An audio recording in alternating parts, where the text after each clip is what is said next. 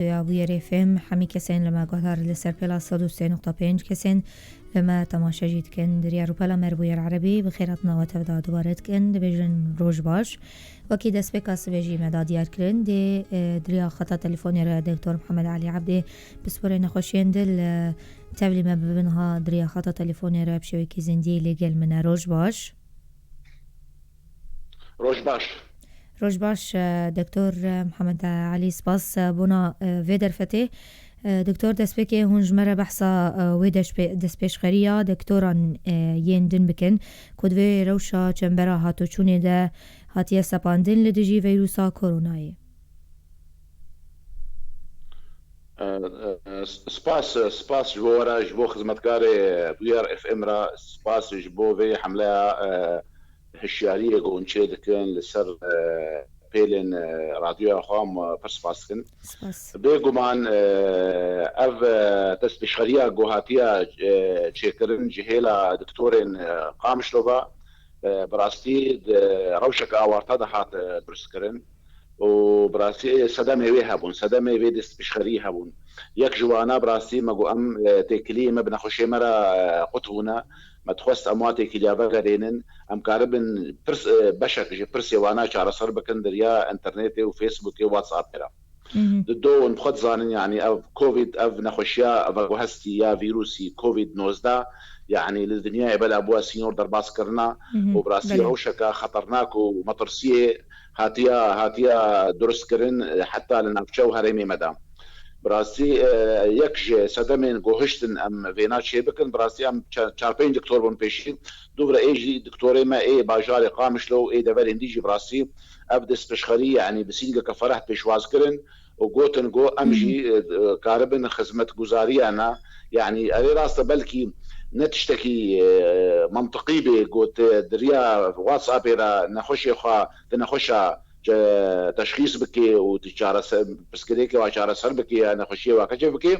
لي أمكارن بيجن هناك يجي برسوا أمكارن شارة سر بكن دريا واتساب لا هو نمونا نخشي ما يكفن نخشي ما إيجو دول إيجو نكارورن جارنا برسكريكي نوادر كفن بدرمان راب تش نوادر كفن براسي أم جوارة شارة سر بكن نخشك دبيجي الجهة كدورة دبيجي أز دكتور سينجامة دبيجي دبيجي مهر إسيجيك شغل بكرة تختيرات البكرة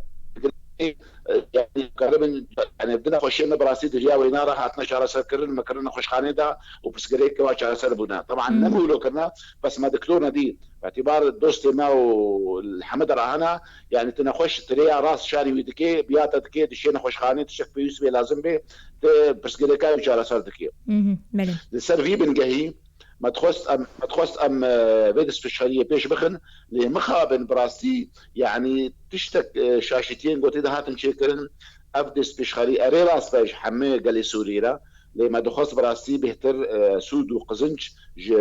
اهلي مربن مخابن براستي انا الجورتي كلي قوم شكرن دفا شارو جي داويدا يعني نوتو بينج صديق حمي جي شام ودردوره شامي وحلبنا وجدر في سورينا يعني جهه ما نخش ما قال لك تكليمه مبارك من براستيجي بلكي تسينا خوشيما دبي باشارو جادا تكليمه تشكرنا وبسكريكا وانا هاتنا شارسك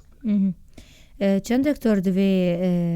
دست پیش خیریه دم بجن جه خودگرن خودی از نکارم بجمتا بس صد دکتور در باس کریه يعني از نکارم يعني بجمتا چقاس ولو بهور قلية اشتر بيجم صد دكتوري در باس كريا اختصاصات بجن بسبوريين وان بجن طبعا انا حمى جرانا حمى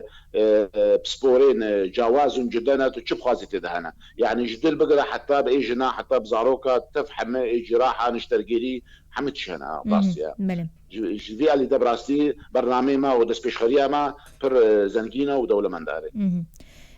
قالوا دكتور دريا انترنت وتليفوني ده او دكتور دكارن روشا نخوش بزانبن ودكارن درمانين كون جاوبوا بدن ديار كرن لا درمانه ميز لما قلت دارك يعني براستي وك افري جبو الشيرت كرنا نخوشايا يعني درمان براستي دريا انترنت واتساب الى كست شنا بديني وناي دانين ونامش ولديني جبرقو تا نخش معالجتك انسان كي نخش معالجة فرجارة نخوشي مم درمانة الدنبا وام الجمع انا جي بس جريكين جي درمانة بوارا شيدن نولو يا انا نخوشي ما حميقو ايجو تكليم مرشيدكن دكتور غازنيم افن ياك دوسي ادبيجم هرا مثلا ادبيجم بونمونا نزيكي كودي هرا شخور تخطيط كدل بقرا ايكو دل شي بكا يعني زي بيجم هرا جم دكتور كي دل بسكليك خوش على سربكا انجي اناليزن لازم بن ازجير بيجم درمان مثلا بدكتور درمان ازبا درمان دم ياك دوسي از في درمان دم اس بي عاجز دم اسكارم بيجمين نبا بس از درمان کی زیاده جیر بنویسین بیگو از یوبین براسي ابناء نامش يعني نا اسكارم بنویسین و نا يعني سبا اي اشكالي شيء بس كده شيء يعني اسكارم مور محاسبه كرن سربيده فدرمان د سريات كلين وقص ابره ناين نویساند بله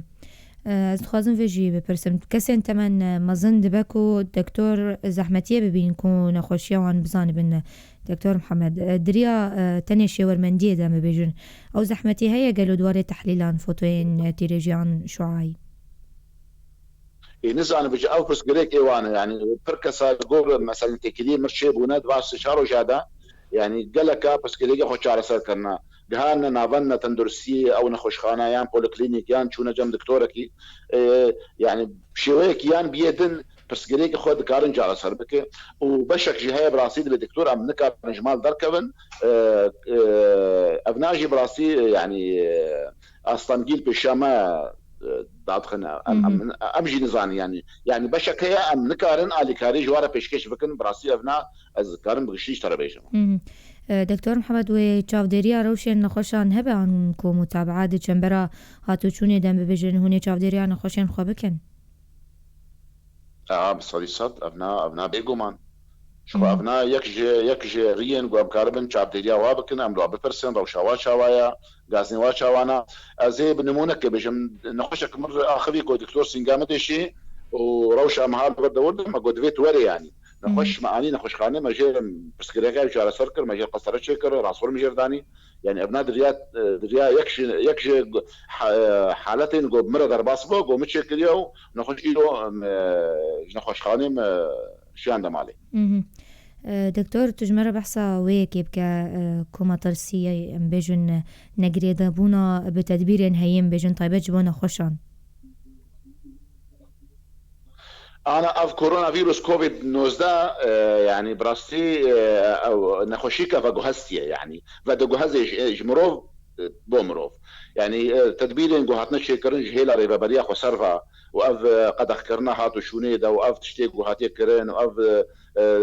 معنا المالي واف بروباغندا جوت شيكرن يعني باش انجام دايا وافنا خوشي براسي دفي يك يعني بشكي بابند بأفرين ماين وأختشتي جوهاتنا كرن جبرجو يعني جبونا خوشنا كبي وأجر نخش بجبونا خوشيا خونا دي كسكيدن براسي يعني فجوهاتنا بين خوشي بر حسانا وبرينك قلك حسان تكاري مالباتك تكاري طارك تكاري قلك إنسانا وبفرمانك وأم يعني إما ام دكتور وكارماني تندرسيه ديك الياما روبرويه يعني روجانيه وهركيليه وهركاتجمير ام نخشها فبراسي مطرسي هي وجهي بفيها وام نخش كفن نخشيه بكين هن كديجي جبال بيت تشتيجي يعني تشتني هري بسيط السيمة دهانا مكان خبيب باريزن بيجن ماسكيا بيجن لابكن بيجن باقش كرنيا ديزينفكتانتن بكاراينا وانا سبيرتويا تشتيولو يا كاربي خبيب باريزي ويقال كي باشوي براسي ابناء هم دكتور شو دكتور بن وشي خلكي مبن نخش بن ايدي بن نخش بن ايجو بوارتين ابناء قال كي بيويسا وبرجرنجا جو ام بي بابند بن بي وافرين ماين جو هاتنا دستني شانكرن بيويستا جو املو جو هدار بكنو ام برجو يخورنا عبيش بله ترنجا كي جوتيكليه الجلوه والين تندروستين ريف بريا خسر منا كم بجن دستيا تندروستي هي جلو ام دبينن ام روبرو دبينن يعني شانين كريزي جهاتنا تشيكرن هاتنا عباكرن ام نخوشخانه از انا نخوشخانه دلو شعب ولد اخذن يعني روبرو اف هنا برسكليك هنا شيورمندي هيدنا برا ما دكتوره توا دايك تيا بيجيشكا قامشلو دستا تندرستي هيوا صورة كود شكا سين تكلية وبتندرستي وهنا تشتك بيوسبي ام جنجاشا قفتو جودكن براسي جبو خاطري راستي ام شالكي خربيجن وتشتك هذه امراق هين وانا ودوي امنا براستي روجانا وري شباب گر هیاما چنبرا هاتو چونه بدریش کرن دکتور وکی دکتورم بیجن وکی بزیشکونه دست پیشخری اندن بدن پیشیان بخدي دست بيشخري كدو دكتور منال صرف واتساب بشكل دست بيشخري ام كاربن اليكاريه بكسي خربكن بمقابل يعني بيبره يعني افناجي انا دو ايفالي درخسيا وايروجي ابراسي ام بي برسكريكي بدكتور خورا گفتگو بكن كنغاش هاجر تشكيل هذا ام كاربن خدمه گزارين هارو بيبره وبمقابل شخلكي خورا في دور بيشكرني دا اف چمبرا گوهاتيا كرن شيبي وتشكي برباش بي وبراسي جمرجي جرينجا وجلي مرجي جرينجا جبرقو تزاني يعني هاتو شو حماتيا راوستاندن وكسن بشكي مازنج جلي ما هيغو روجانا ناني خوا ناباريا ناني خوا بي جبوينا كاردكي ودشخولي فروشا درافي روشاوي يا ابوري براسي خرابه ام دخازن هاجر ام سر كتن دفي دس بشخريا خويا نودا وتشكي باش ببراسي وامي سركفتي بنبي ام كاربن علي كاريا قال لي خبك ونخشين جو جواره تشتي بيويست ام جواره بيشكش بكن شو تبع دس بشخريا دكتور منال جيكر دكتور محمد علي وش خاف دس بشخري تكانبو راغانكو دي جبو هياما حفتيه كيشخوا وعمليات نخوا ببرامبر بدا بيش ونجي ونوصاد فكرن يعني ون دكتور الهاف بجوفن ون وكيفان مبادرين تكان بدن بيشيان يعني ابناء براستي ابناء هيفيه منا براستي ارمانجي منا هيفيه منا وابناء بركي خوني منا ام دخوازن امجي دخوازن بر ملطيمه حماه يعني دوي مساله ده بشتراست يعني امجي امنا وك جارنا تيغوتن صد دكتورات شناولو ندجي خوتين غوتن امجي زاروي في قالينو امجي خلكي في قالينو او ما نجبو جبو باراستناوي جبو جلسه كرنا نخشي بينا امجي امدانا دفا شرط ومرجين حيدا ام الي كاربن ام بشتاويبن ام الي كاريه تشدرابيبن تشالي كاريه تختوريبي ام بيربكن وامي براسي نبوش ما من السربات اشتر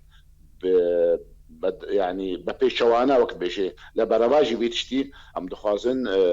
قال لي خورا بدنا خويا كرن انه ام ديساجي امي بيشنجي ويبن الي كاريه ويدا وتحمتشتي ده يعني افنا برا صلي صاني بي وقت خدزان يعني انا ايرو قرباني في نخشي براسي ده رفي بيشي ده دكتورن جبرقو ام نخشات بينو ام وتكليم بارنا ام يعني ام وقت بيجي ام د جبهه بيشي ده عم تشتكشي مكبي يعني ام كبن فابنا السرخه بجران دياتو مشكله تبرز جلكتنا ومدي ساجي امادنا شدس بشخلي ديجي باشتر في هبن بشكتي ترهبن ام وقت بيجي ام علي كاربن وام دستي وابقرن وتجاري ابناء نابي جهه گفتگو گنگشي يعني جهه جدابوني يعني جهه مثلا خلافه كدنا برامده تخازم داويد في بپرسم شخو دس پیشخری دای دس بکرن تگرینگی هیم بیجن درمانج نخوشان را به پیدا کرن به هفرزیا لگل آلین گشتی و طایبت يعني ام بیجن وریک جن خوشان را بدی تاکو ون درمانان تأمین بکن جوان را بتکلیه لگل جهتن بیجن نیه پیوندیدار انا الين بيونديدار بيجمان انا كينا او اليه مخاطب براسي انا دبردا كاسينغو كاربن درفتي بلسي واضح انا كارن واتشتا بشكش بكن دستيا تندرسيه وكوميتين تندرسيه اي هارينا منا هيفا صورة براسي هيفا صور يعني كاركي كلكي مزندكي ام دريا بوير اف ام براسي ام سباسيه كما زن كاروندي تبارا ام بشكش تكن براستي انا بشار ساعتها نا خولوا خوا نا بي وسطان ورا وسطان كارو خباتتكن وبشكش تكن بي مقابل يعني براستي وابناجي بيجو معنا اكيد تشتكيوا لها اليكاريين درمانا شتشتي شبي ويستين جبونا خوش هبن جو آلين هبن كاربن واتشتابكن دكتور جوي بشكي جوي وظيفة أو جوي أركدارية بنصر ملخا وبيجم أمينة دوري واقعا أمينة يزيد من راستي. أمجي سركفتني بواهي فيدكن قلتناك داويشتا بيزم دكتور محمد علي عبدي. والله ام از وسباسكم وسباسي مي مازم براستيج احمد بابي الان راب وج ورجي بيكمان يعني اف دريون دفاع برنامج خدا براسي جو بدنا في برسكريكا كورونا كوفيد 19 وبرسكريكا ملطي ما روشاويه ابوريه نخشيها شيء ابنا ببي وك انطلاقك يعني ببي نمونك يعني ام مش عالمي يرتبي بدنا خويا كرن انه ام دكتوري بتايبه دكتوري قامشلو دكتوري هريمي ام كاربن تشنا هي باشترو وبيشكشتر ام قال لي خورا بيشكش بينو يباشي براستي اب ناجي حمد كذي خزمتها ملطي مدى وخلكي مدى وحتى بلكي باندورا اخوال تشنا ديبكي لروش نديبكي روشات سياسي روش نديبكي جي براسي يعني افناجي قلكي قرنقا انا ايرو دمدما دكتورة يا هاجر كاربن